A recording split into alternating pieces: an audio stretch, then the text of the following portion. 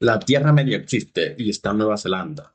¿Sabías que la Tierra Media existe? Como dije, y puedes visitarla. Cuando vemos El Señor de los Anillos, pensamos que la Tierra Media es un mundo imposible, pero gran parte de este universo fue filmado en un lugar real, Nueva Zelanda. Sus montañas, bosques y valles dieron vida a uno de los mundos más famosos del cine.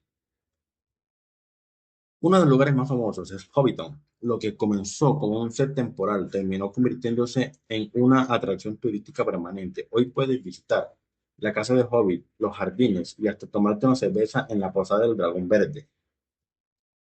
El Monte del Destino, donde Frodo destruyó el Anillo Único, fue representado por el volcán Nautwe, aunque en la película parece una tierra oscura y desolada. En realidad forma parte de un espectacular parque nacional.